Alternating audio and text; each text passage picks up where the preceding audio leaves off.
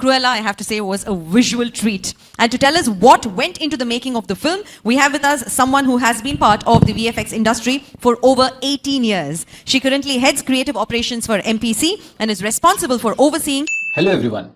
If you are a student, I'm sure all the chapters are going to have some sort of similarity with this case study. So enjoy till end. And managing the creative output from Bangalore studio. We have Ms. Payal Vijay Selvam, Head of Creative Operation MPC VFX. And joining her is Mr. Subhashish Banik, Head of Texturing MPC VFX. You'll see when we play the reel, Cruella is wearing 5 enormous costumes, I'd say. And 3 of them were quite complex to be built. One of them is where a nice white cape turns into flames of fire, then transforming into a beautiful red dress. Other one is a garbage dress that she's wearing with this nicely floating around at the back of the truck. And the third one is where thousands of mammoths, it's a nice chrysalis dress, and the mammoths, they kind of hatch through, and the moths are kind of flying around. So you'll see all of that work, and I have Subhashish along with me, so he's going to talk more onto the assets bits, how the model texture and the look dev was done, and I'll pick up on the VFX bits of the shots.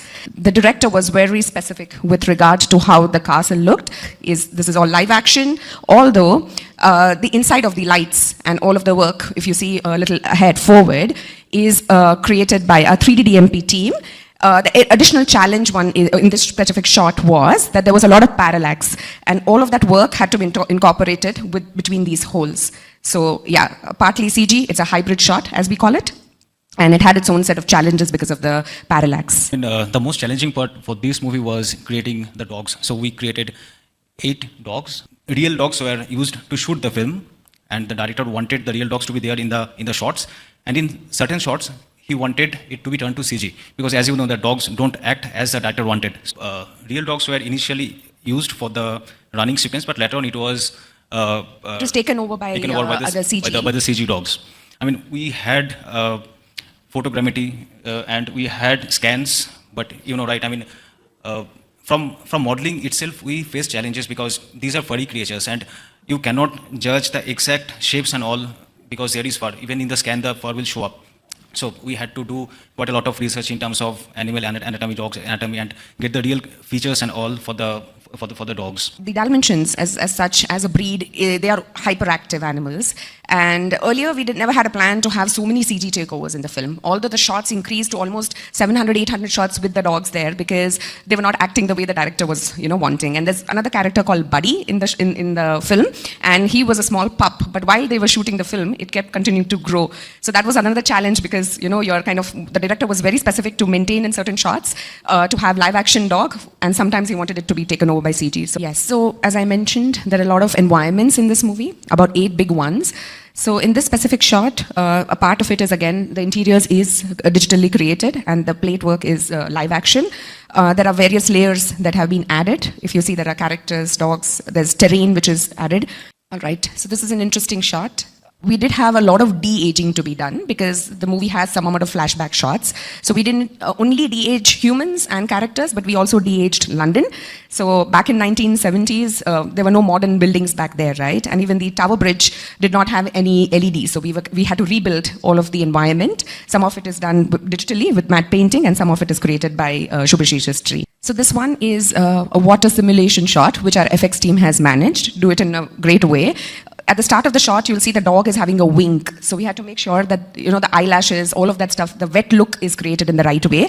Some part of the water is, again, from live action. We added the CG water and blended it together. This shot is an interesting one. It looks like it's shot in a single camera or a single take, but it is not. There are about 6 plates used to stitch this one. And then there is in between a CG takeover as well. So at the start, the screen left side is a different plate. This is a different one. Friends. And the third one comes in now. And Watch this is a complete CG takeover. All of this is created in digital. Comment down below. Back to a plate which is shot. And quite a bit of environments you can see. Ask your questions. This one's again an interesting shot. We had a lot of roto animation work just so that the human interaction looks as real as possible. The dog is CG, a part of the hand is also CG. But if you see, this part of the hand has a lot of detail, which has a lot of hair, and we wanted to make it look as realistic as possible. So there's a good amount of interaction and realism in that specific shot. What you learned from this case study in the comment section. So this is where there was a live action dog at that spot. and then it is taken over by the pup, the CG pup. It was quite challenging because, as I said, the scale and the size of the dogs was differing from what we had built versus what was there on the plate, and a lot of reflection and a lot of shadows had to be removed and recreated for adding up the CG dog there. This is one of the shots that I was speaking about, that the white cape then turns into flames and becomes a ravishing red dress. A lot of FX work, a lot of heavy comp work by adding up all the ambers and smoke to make it look as ravishing as possible. That's really amazing. Guess what? That was not a CG shot. That was still shot live. Only the smoke is what we added. Write the keywords in the comment section which you learned from this Back case to study. dimensions. So the expressions are what the director was specific about, and that's where we had to build the CG dogs in the film. Some of the rodent work, a lot of defocus, a lot of shadows, recreation. Again, this is a shot where the heads of the dogs are replaced. The body is live action. A lot of saliva given by our FX teams. As you can see, that only the head was replaced, body from the footage. So what kind of, we had to match exactly so that there is no seam in between. So that was the challenge here. Yes, in this, if you see, there's a lot of cloth simulation, which is there. This is our pup, which kept growing in the film. Again, just head replacement shots for the dogs. Comment down your keywords about this case if you study. see that there was a man holding the pillow, he was prepped out, and then we had roto animation team do a proper RA for the pillow, and we have the head put by our animation team perfectly right there in the middle, just so that it looks like the dogs are the ones who are holding the pillow. This is the shot where I was talking about the garbage dress. So, of course, in realism, there's no way Estelle would be able to carry this kind of amount of weight. So, most of it is CG. Again, merging it with what was there on the live action plate was a challenge. This is our moth shot, the chrysalis dress. I think this costume was really special for us. This shot almost took 50 hours per frame to render. So, it was that heavy.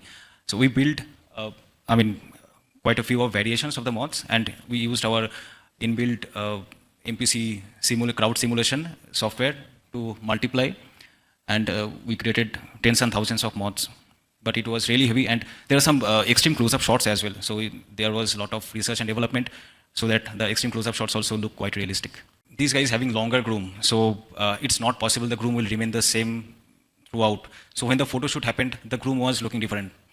So we were following the photo shoot, but when it came to the shots, it was not matching.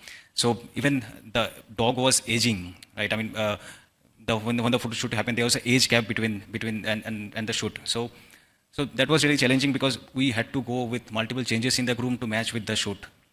Yeah, especially with our lighting teams to match the light direction was a bit of challenge on this specific character. This is an interesting one. So all of the fire that you see is staged along with the VFX and the SFX team at the shoot on the set. So all of the fire that you see on the sides of the walls, they actually had a set where they created the props, they colored them black, and they put paper on top and set it to fire. So there were about, I think, 5 or 6 plates that they had shot to add the fire. And it was extremely important because we wanted to have Estelle look as realistic as possible. It shouldn't look like a fake fire shot. And a lot of ambers were also shot differently. So only about 6 or 7% of CG FX fire is used. Pretty much most of it is the SFX plates that we received, what they had shot on the set, and our comp team had then kind of collated and merged all of the layers. Although the exterior shots, when the fire is set to Cruella's house, all of them have CG fire. This one is again an environment, DMP built, where the buildings and all whatever was there in 1970s back in London was recreated. This one, this is the actual way, the live action, this is how the castle is right now, but then we added, staged a lot of environments at the back and created the mountain and the hill and the whole look of the show. I think that comes to an end. Right. Thank you very much. From this Thank you case very study much. in the comment section. Share with your friends. Subscribe for more.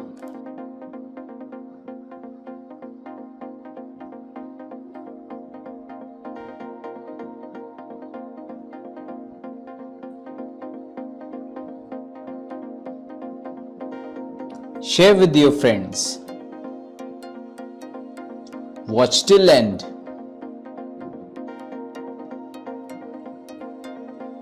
Comment down below.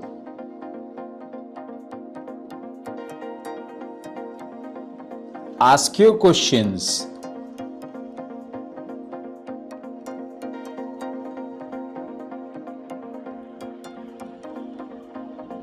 Write what you learned from this case study in the comment section.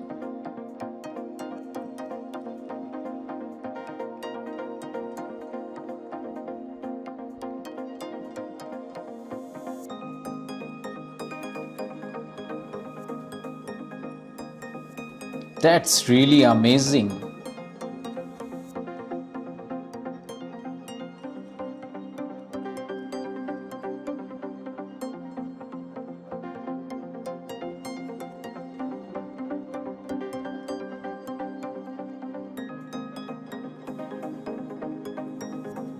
Write the keywords which you learned from this case study